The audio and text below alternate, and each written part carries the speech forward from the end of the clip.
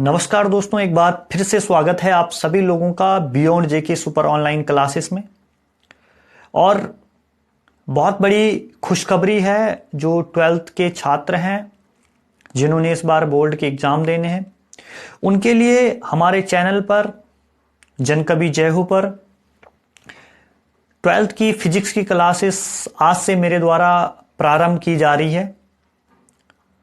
दोस्तों, जैसे कि मैंने आप सभी लोगों से जो 12th के छात्र हैं उनसे वादा किया था कि अगर 3 मई तक लॉकडाउन खत्म नहीं होता है तो मैं निश्चित तौर पर फिजिक्स की क्लासेस आपके लिए लाऊंगा। अब ये क्लासेस क्यों चलाई जा रही है? ये क्लास सिर्फ इसलिए चलाई जा रही है कि मैं व्यक्तिगत तौर पर ये नहीं चाहता हूं कि जितने भी 12th के छात्र हैं जिन्होंने बोर्ड के एग्जामिनेशन में बैठना है, उनके लिए उनकी पढ़ाई में किसी भी प्रकार की कोई बाधा ना आए और वो अपनी पढ़ाई को लगातार कंटिन्यू रख सकें। तो इसलिए मैंने सोचा कि मैं 12th की जो फिजिक्स है उसकी शुरुआत भी कर लेता हूं। बहुत टाइम पहले जब मेरे खुद के कोचिंग इंस्टीट्यूट हुआ करते थे तो उस दौरान अपने ही कोचिंग इंस्टीट्यूट में मैं फिजिक्स पढ़ाया करता था और 3-4 साल तक खूब मैंने फिजिक्स को पढ़ाया है। तो मैंने सोचा कि अगर मैं किसी भी प्रकार से उन छात्र छात्राओं के काम आ सकता हूं तो निश्चित तौर पर मैं उनके लिए मदद करूंगा और आज से हम उस सीरीज को भी शुरू कर देंगे।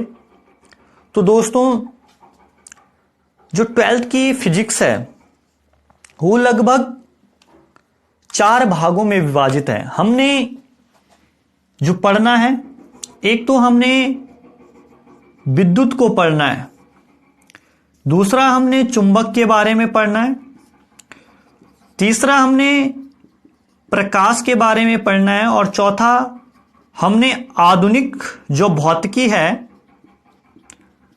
उसको कवर अप करना है। क्लियर है? और जो हमारी शुरुआत होगी वो विद्युत से होगी। फिजिक्स में पहला चैप्टर स्थिर वैद्युतिकी है, वहां से हमने चीजों को शुरू करना है। दूसरी चीज, मैं आप लोगों को कुछ बेसिक बता रहा हूं। बेसिक क्या है? आप लोग, मैं जितने भी इस चैनल के माध्यम से पढ़ रहे हैं, मैं उन लोगों के सामने एज अ प्रोफेसर काम नहीं करने वाला हूं। जो मैंने बताना है, जो पढ़ाना है वो पढ़ाना है। लेकिन मैं मानता हूं कि एक प्रोफेसर से ज्यादा एक स्टूडेंट को अगर जरूरत है तो उसको एक कोच को जरूरत है। उसको जरूरत एक कोच की है। आपको पता है कि आपने किस हिसाब से चीजें करनी है, क्या करना है, सब कुछ। आप 12th के स्टूडेंट हो, आप मैच्योर बन चुके हो और आप अब वो बच्चे नहीं रहे हो जिनको बोला जाएगा तभी वो पढ़ेंगे, तभी वो चीजों को करेंगे। अब आपको सिर्फ इतना बताना है कि करना कैसे। मैं जब 12th में हुआ करता था तो मैंने सिर्फ हमारे फिजिक्स के गुरुजी थे, भंडारी जी उनका नाम है, और मैं उनको बार बार साधुवाद करता हूं। और जब भी मैं फिजिक्स की क्लास शुरू करता हूं तो उनको मैं जरूर याद करता हूं। तो मैंने सिर्फ उनसे एक कूलाम का नियम पढ़ा था पूरी फिजिक्स के अंतर्गत, पर उस कूलाम के नियम को उन्होंने इस तरीके से बताया कि मेरे को पूरी फिजिक्स क्या पता चल गया कि बस अब आगे करना कैसे। यानी कि हमको अगर कुछ सीखना है तो कैसे सीखना है, अगर एक चीज हो रही तो कैसे हो रही है, और उसी के द्वारा हम सारा का सारा आगे का भी कर सकते हैं। क्लियर है? तो फिजिक्स में इस डी क्यूब का काफी इंपॉर्टेंट रोल है। अब ये डी क्यूब है क्या? सबसे पहली चीज है डेफिनेशन। फिजिक्स में जो पहला पड़ाव, जो चीजें आपको करनी है वो डेफिनेशन, परिभाषाएं आपको याद रखनी है। लाइक विद्युत आवेश क्या है, चुंबक क्या है, तो इन छोटी छोटी परिभाषाओं को आपने याद करना है। दूसरी जो मेन चीज है वो है डेरिवेशन, हिंदी में बोले तो व्युत्पत्ति। यानी कि कोई सूत्र है, कोई फॉर्मूला आ रहा है तो उसका निगमन किस तरीके से हो रहा है, वो फॉर्मूला कैसे इजाद किया जा रहा है, कैसे उस फॉर्मूले को निकाला जा रहा है, वो पूरी चीज हमने सीखनी है। तीसरी चीज है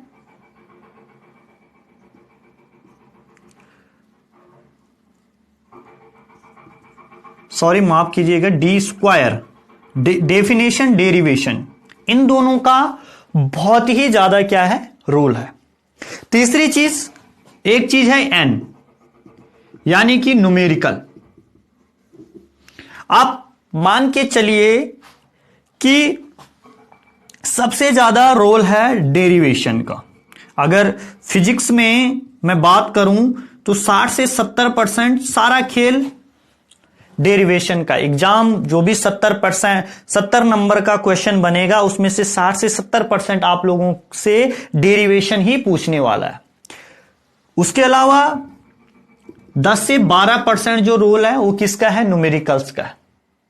हो सकता है आप लोगों से 12 से 15 नंबर के बीच क्या आएंगे, न्यूमेरिकल्स सॉल्व करने के लिए आपके पास आएंगे। उसके अलावा किसका रोल है, डेफिनेशन का। तो पूरा खेल इस डी स्क्वायर और एन का है। चलिए खैर, आज शुरुआत करते हैं हम फिजिक्स की। सबसे पहले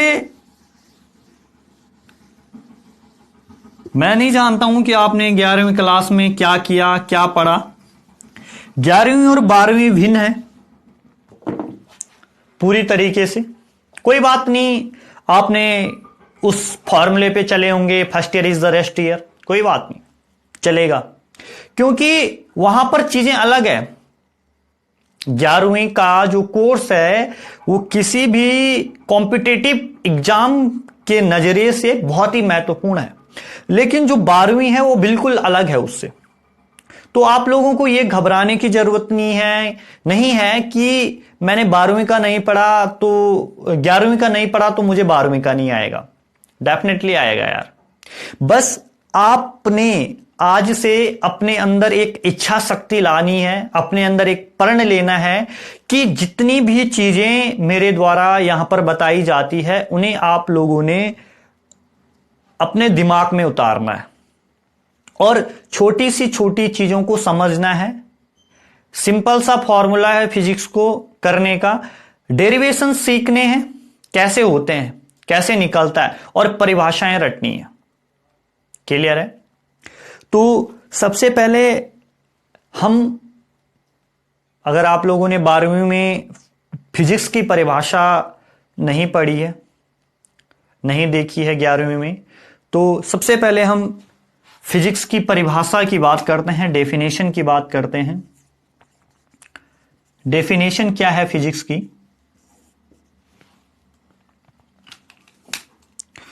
देखिए, भौतिक जो विज्ञान है, भौतिक विज्ञान प्राकृतिक विज्ञान की वह शाखा है, यानी ब्रांच है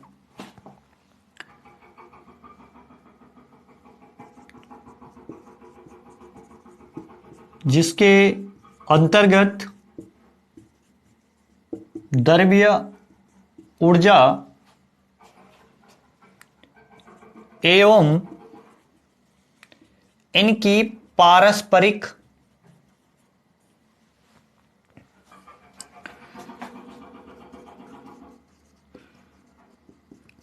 क्रियाओं का अध्ययन किया जाता है। क्लियर है?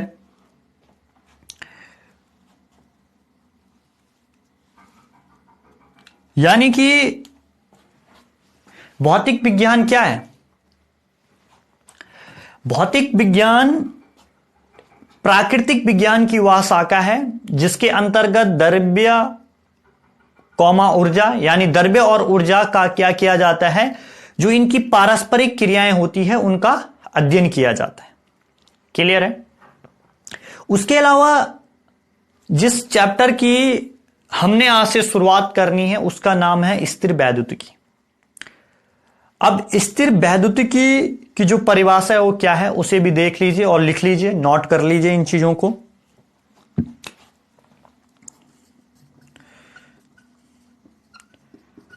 स्थिर वैद्युतिकी जो चैप्टर है वो हमने पढ़ना है, क्या है? स्थिर वैद्युतिकी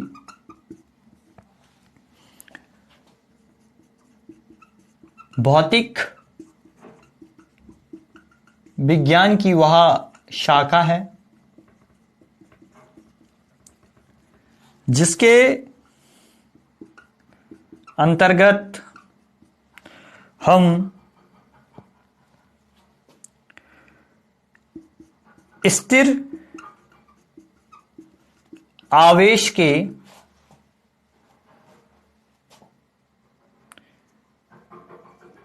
स्थिर आवेश से संबंधित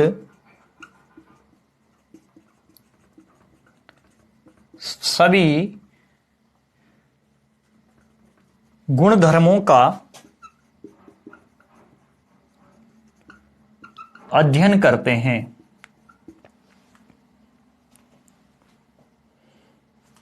क्लियर है? यानी कि जो स्थिर वैद्युतिकी है वो क्या है? स्थिर वैद्युतिकी भौतिक विज्ञान की वह शाखा है जिसके अंतर्गत हम स्थिर आवेश से, जितने भी स्थिर आवेश से संबंधित गुणधर्म है उनके बारे में क्या करते हैं, हम अध्ययन करते हैं। और प्रकृति क्या है? एक तरीके से एनर्जी है, ऊर्जा है। और प्रकृति के अंतर्गत हम दो चीजों के बारे में पढ़ते हैं, दो चीजें हमें देखने को मिलती है, एक पदार्थ और दूसरा तरंग, वेव्स। पदार्थ क्या है? पदार्थ क्या है? जिसका अपना एक आकार है जो हमको दिखाई देता है।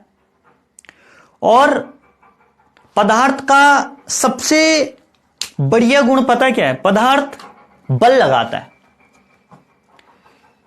मैंने इसको सपोज दैट अपने हाथ पे रखा तो ये क्या लगा रहा है? एक बल लगा रहा है जिससे हाथ क्या हो सकता, थोड़ा सा कुछ ना कुछ इस पे क्या हो रहा है, बल लग रहा है, भले कम लग रहा है।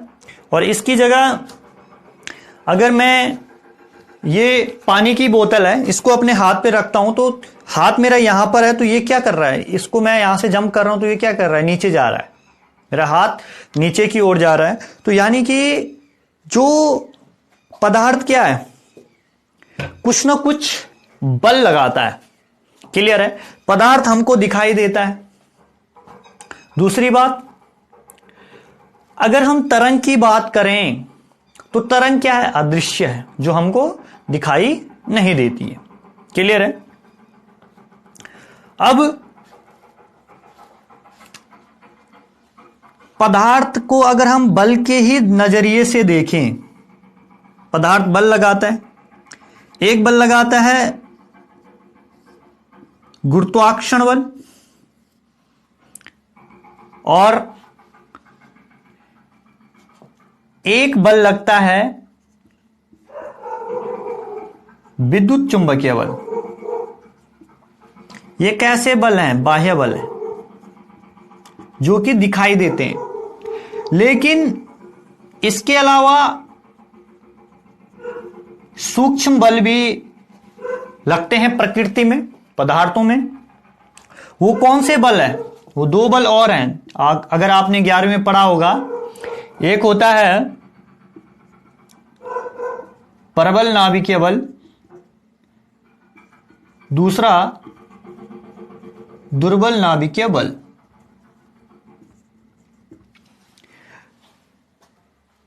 लेकिन हमने जो देखना है, हमारे पास चीजें आएंगी विद्युत चुंबकीय बल से। हमने जो इसके अंतर्गत पढ़ना है, हमारा यहां गुरुत्वाकर्षण बल से या नाभिकीय बल से, हमारा आधुनिक भौतिकी में दुर्बल परबल से हमारा लेना देना है, लेकिन गुरुत्वाकर्षण से हमारा उतना कोई लेना देना नहीं है। और जो पहली बुक है फिजिक्स की, उसके अंतर्गत जितनी भी सारी चीजें आपको देखने को मिलेगी, दो चीजें मिलेंगी। एक मिलेगा इलेक्ट्रिक करंट और दूसरा मिलेगा मैग्नेट, चुंबक। तो अब क्या है, अब जो ये गुरुत्वाकर्षण बल जो है, ये पदार्थ के द्रव्यमान के कारण लगता है। क्लियर है? लेकिन जो विद्युत चुंबकीय बल है, इसके लिए क्या जरूरी है? विद्युत आवेश जरूरी है। अब ये द्रव्यमान क्या है? द्रव्यमान वस्तु का वह गुण है जिसके द्वारा वह क्या करती है? बल लगाती है। वो किसका काम करती है? बल लगाने का काम करती है। अगर आप लोगों ने देखा होगा कि गुरुत्वाकर्षण बल अगर आज सारे के सारे ग्रह, सारे के जितने भी पिंड हैं, वो एक दूसरे से उचित दूरी पे है, वो गिरते नहीं है, तो उसके पीछे क्या रीजन है? उसके पीछे गुरुत्वाकर्षण बल है। क्योंकि सूर्य क्या करता है? पृथ्वी पर गुरुत्वाकर्षण बल लगा के रखता है। क्लियर है? तो गुरुत्वाकर्षण बल के लिए जैसे द्रव्यमान जरूरी है, वैसे ही विद्युत चुंबकीय बल के लिए विद्युत आवेश जरूरी है, यानी कि आवेश जरूरी है। यानी कि हम उस जड़ तक पहुंच चुके हैं जहां से हमने चीजें सीखनी है। अगर आप लोगों को स्क्रीनशॉट लेना है इसका तो ले सकते हो, नोट कर लेना आप इन चीजों को।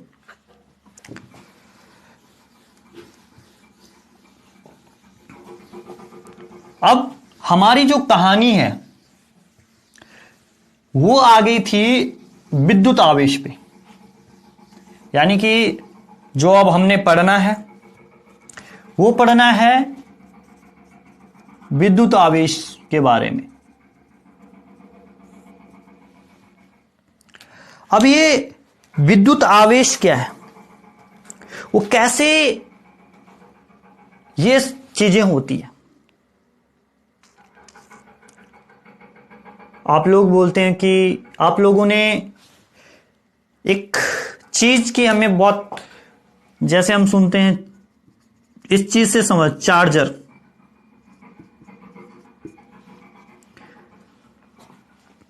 चार्ज मतलब आवेश, ER सफिक्स है, प्रत्यय है, यह बन जाता है आवेशक। यानी कि चार्जर क्या है? आवेश प्रदान करने वाला। आवेश हमें और किसकी जरूरत है? विद्युत चुंबकीय बल के लिए है। सभी बलों के लिए किसकी आवश्यकता है? एनर्जी की आवश्यकता है। चाहे वो गुरुत्वाकर्षण बल है, चाहे वो प्रबल नाभिकीय बल है, दुर्बल नाभिकीय बल, चाहे हर चीज में ऊर्जा है। क्लियर है? अब ये विद्युत आवेश क्या है और ये कैसे बनता है? सबसे बड़ा प्रश्न। तो इस चीज के लिए आप लोगों ने सिर्फ एक चीज ध्यान रखनी है, जब भी हम किसी भी दो पदार्थों को आपस में क्या करते हैं? रगड़ते हैं, तो उनके अंदर क्या होता है? एक गुण आता है। या तो वो पदार्थ किसी दूसरे पदार्थ से आकर्षित होगा या तो वो प्रतिकर्षित होगा। और जो ये गुण रहता है उसी गुण को हम आवेश कहते हैं।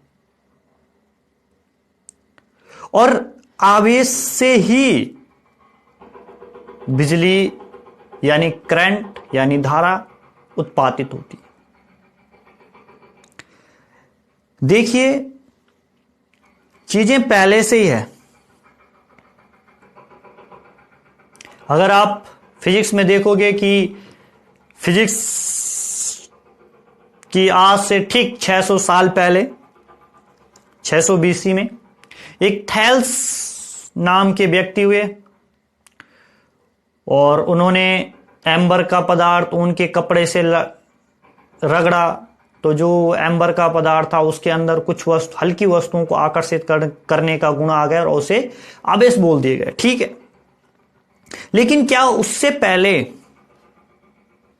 आवेश नहीं था? उससे पहले बिजली उत्पादित नहीं होती थी। हजारों, जब से मानव जीवन अस्तित्व में है तब से मानव देखता आया है। कैसे? जब दो बादल आपस में टकराते हैं, बादल टकराएंगे तो क्या होगा? घर्षण होगा। और उस घर्षण से क्या प्राप्त हो रही है? एक चमक उत्पन्न हो रही है। और जब वो चमक कब उत्पन्न हो रही? जब वो घर्षण बहुत ज्यादा मात्रा में होता है। ऐसे तो सेम कॉन्सेप्ट के साथ आग की भी तो उत्पत्ति हुई है। जब दो पत्थर आपस में रगड़ा तो उनसे क्या निकले? एक चमक निकली और वो क्या बन गई? आग बन गई। वैसे में आग की उत्पत्ति हो गई। तो किसी चीज की रगड़न से क्या होता है? जब दो वस्तुओं को आपस में उनको क्या किया जाता है? रगड़ा जाता है, तो उनसे क्या होता है? विद्युत आवेश उत्पन्न हो जाता है। क्लियर है? एग्जाम्पल, हम बचपन में एक प्रयोग किया करते थे। अभी मैं आप लोगों को करके बताता हूं। हम लोग एक प्रयोग करते थे। हम अपने पेन को अपने जो बाल रहते थे उससे रगड़ते थे या अपने सर से रगड़ते थे और हल्के कागज के टुकड़ों को, पहले तो जैसे सिंपल है तो उस टाइम तो उन कागज के टुकड़ों को क्या नहीं कर रहा है? आकर्षित नहीं कर रहा है, अपने से नहीं चिपका रहा है, चिपकन पैदा नहीं कर रहा है।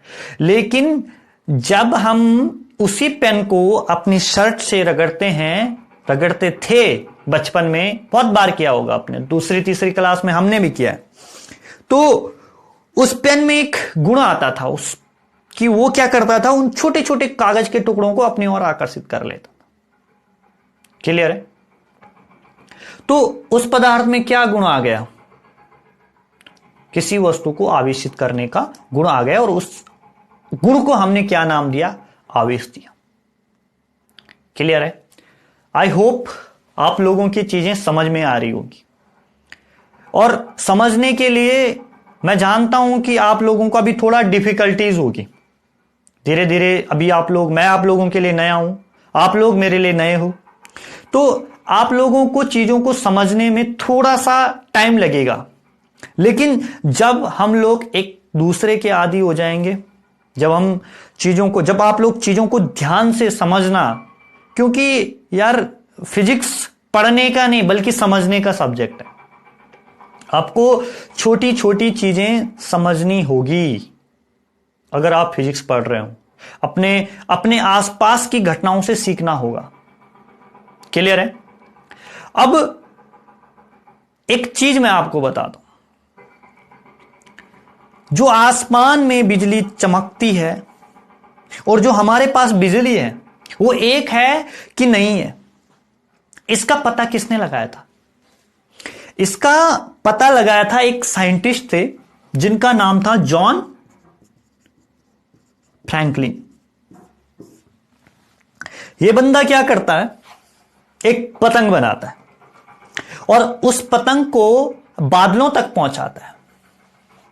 ये पतंग बनाई, इसकी डोर है, और ये कहां, बादलों के बीच तक पहुंच गए।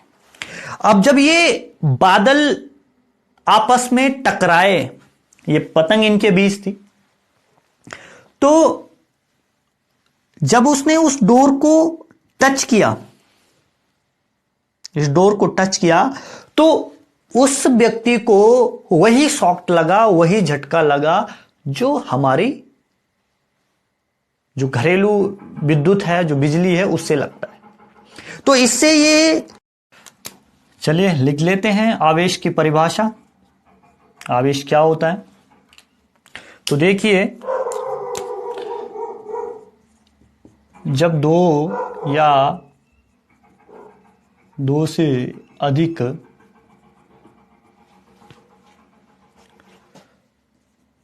पदार्थों को आपस में रगड़ा जाता है,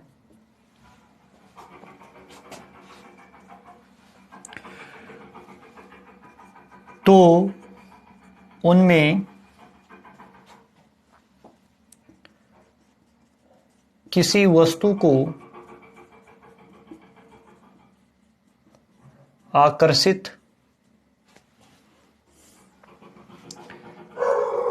तथा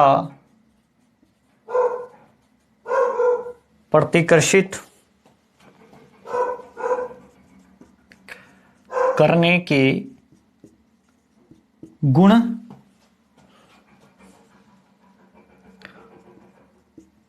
आ जाते हैं,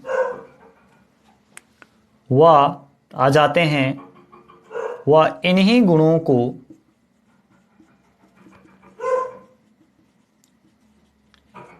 आवेश बोला जाता है।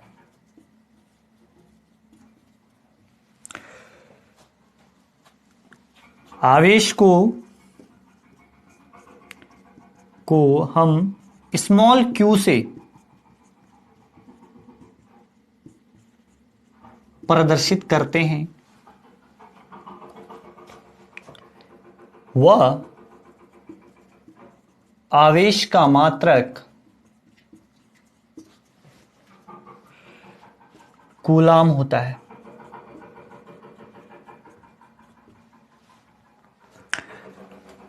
आवेश दो प्रकार के होते हैं। एक होता है धनावेश और दूसरा होता है ऋणावेश। धनावेश क्या होता है, वो चीज आप समझ लो। धनावेश जब किसी वस्तु में सामान्य अवस्था से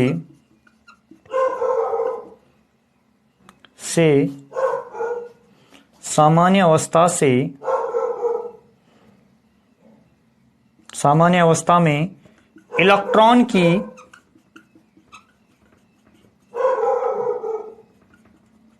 कमी होती है,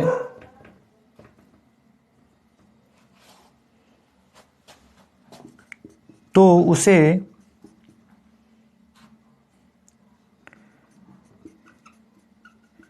धनावेश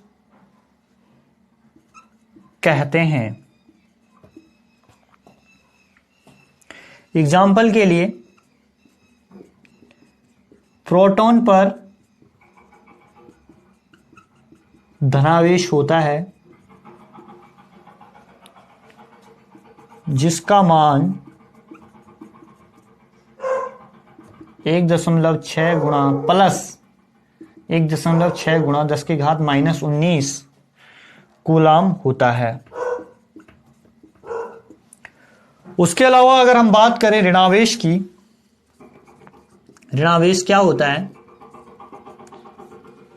जब किसी वस्तु में सामान्य अवस्था से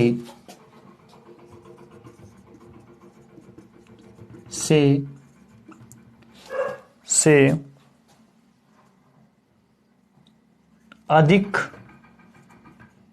इलेक्ट्रॉन होते हैं तो उसे ऋणावेश कहते हैं।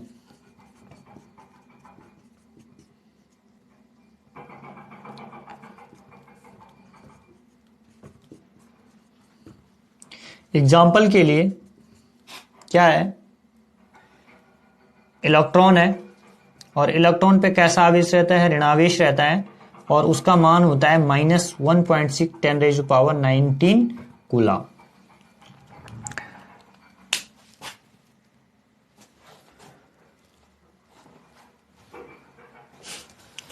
आप लोग स्क्रीनशॉट ले सकते हैं या इन चीजों को नोट भी कर सकते हैं। आई होप आप लोगों को पूरा दिख रहा होगा।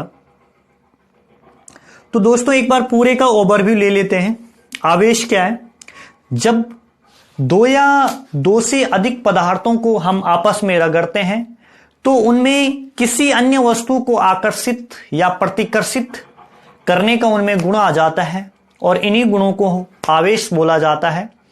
आवेश को अगर पूछा जाए तो किससे प्रदर्शित किया जाता है? आवेश को स्मॉल q से प्रदर्शित करते हैं और जो आवेश का मात्रक होता है वो कूलाम होता है और कूलाम को हम कैपिटल C से रिप्रेजेंट करते हैं। कूलाम एक वैज्ञानिक थे और आगे आएगा कूलाम्स लॉ जो परीक्षा की दृष्टि से काफी महत्वपूर्ण है।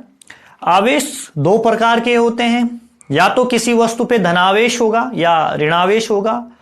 तो सबसे पहले धनावेश को समझते हैं। जब किसी वस्तु में सामान्य अवस्था से इलेक्ट्रॉन कम रहते हैं तो उस वस्तु को धनावेशित बोलते हैं, धनावेशित बोला जाता है।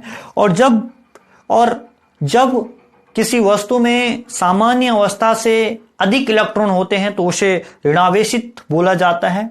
यानी कि इस तरीके से आप समझ सकते हो कि मैं हूं और आप पे 500 रुपए थे और मेरे पास भी 500 रुपए हैं, लेकिन मैं आपको बोलता हूं कि साहब भाई मुझे ना तू 200 रुपए उधार दे दे, तो आप पे क्या आ गई? आप पे कमी आ गई, आप धनी बन गए, लेकिन मैं तो ऋणी बन गया ना। मेरे पास 700 रुपए तो हो गए, लेकिन मैं आपका क्या बन गया? ऋणी बन गया। भले ऋणावेश वाले पे इलेक्ट्रॉनों की अधिकता आ जाए, लेकिन वो क्या है? ऋणावेशी उसे बोला जाएगा। तो जो प्रोटॉन रहता है, बहुत ही इंपॉर्टेंट चीज है, उस पे धनावेश होता है और उसका जो मान होता है वो +1.6 × 10⁻⁻19 कूलाम होता है। और जो ऋणावेश होता है उस ऋणावेश किन पदार्थों पे रहता है देख लेते हैं जरा से।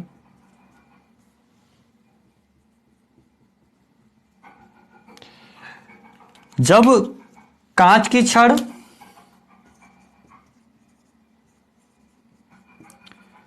व सिल्क को आपस में रगड़ा जाता है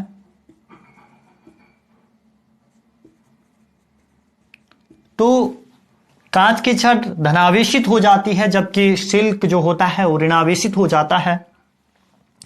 उसके अलावा बिल्ली की खाल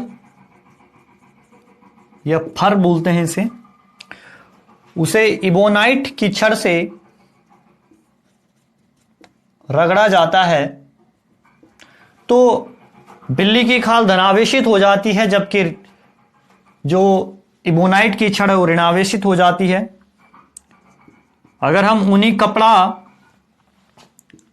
और एक पदार्थ होता है एम्बर, उसकी बात करें तो एम्बर पे ऋणावेश आता है और ऊनी कपड़े पे धनावेश आता है। उसके अलावा हम देखें ऊनी चटाई, तो ऊनी चटाई को जब रबड़ के जूतों से रगड़ा जाता है तो ऊनी चटाई पर धनावेश आता है और रबड़ के जूतों पर ऋणावेश आता है। क्लियर है? उसके अलावा जब भी सेम सेम चीजें होंगी। एक चीज आप लोगों ने ध्यान रखनी है, अगर कांच की छड़ और बिल्ली की खाल, तो इन दोनों के बीच जब आप कांच की छड़ को बिल्ली की खाल से रगड़ेंगे तो इनके बीच हमेशा प्रतिकर्षण होगा। या फिर आप सिल्क पदार्थ को इबोनाइट की छड़ से रगड़ेंगे तो इनके बीच भी प्रतिकर्षण होगा, क्योंकि सेम सेम के बीच हमेशा क्या होता है, प्रतिकर्षण होता है। जबकि विपरीत आवेशों के बीच, जैसे कांच की छड़ है और सिल्क है, सिल्क का पदार्थ एक धनावेशित है एक ऋणावेशित है, तो इनके बीच क्या होगा, आकर्षण होगा। क्लियर है? क्योंकि आप लोगों ने बहुत बार देखा भी होगा कि अगर हम आम आदमी की लाइफ अपने कॉमन लाइफ से भी जोड़ के देखें, जो सेम फील्ड के लोग होते हैं उनमें दूरी ज्यादा रहती है, क्योंकि होता है इंसान के अंदर भी अपने अपने गुण होते हैं हर किसी के, खैर छोड़िए।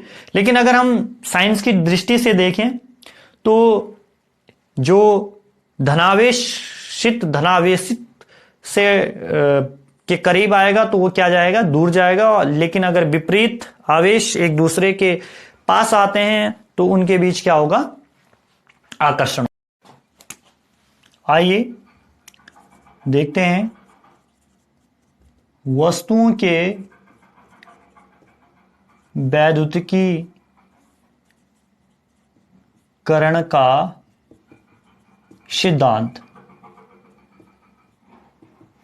इसे आप मोस्ट इंपॉर्टेंट में रख लीजिए, हो सकता है ये चीज पेपर में आए, 50-50 चांसेस है इसके। इसके अनुसार प्रत्येक पदार्थ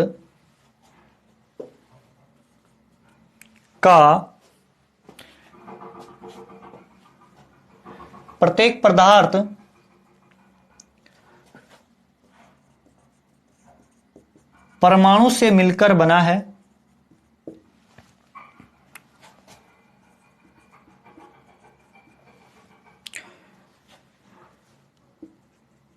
प्रत्येक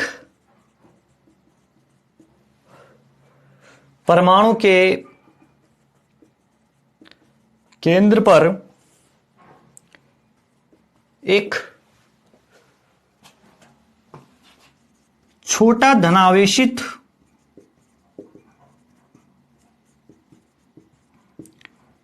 भाग होता है जिसे नाभिक बोला जाता है।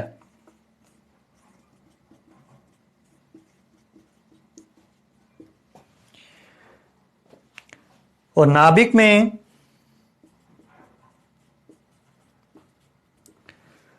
प्रोटॉन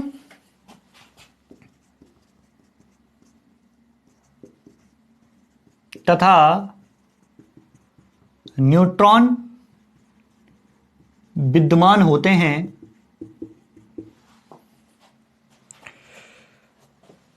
जबकि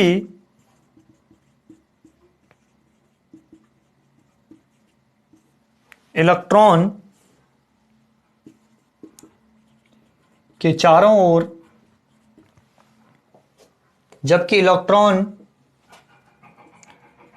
नाभिक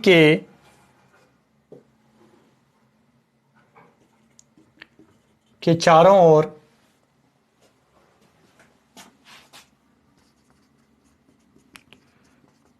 निश्चित कक्षाओं में चक्कर लगाते हैं। ये चीज आपने ध्यान रखनी है। उसके अलावा थोड़ा सा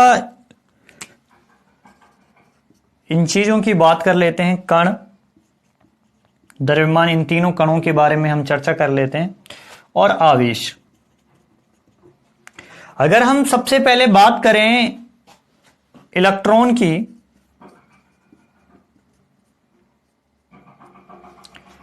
इलेक्ट्रॉन की खोज आपको पता ही है, जे जे थॉमसन ने की है। इलेक्ट्रॉन का द्रव्यमान होता है 9.1 गुणा 10 की घात -31 kg और इस पे आवेश होता है -1.6 गुणा 10 की घात -19 कूलाम। उसके अलावा हम प्रोटॉन को देखें तो प्रोटॉन का जो द्रव्यमान होता है, मास होता है, वो 1.67 गुणा 10 की घात -27 kg, जबकि इस पे जो चार्ज होता है वो होता है 1.6 गुणा 10 की घात -19 कूलाम। उसके अलावा हम न्यूट्रॉन को देखें तो न्यूट्रॉन का जो मास होता है वो भी होता है 1.67 गुणा 10 की घात -27 kg और इस पे जो चार्ज रहता है वो रहता है 0।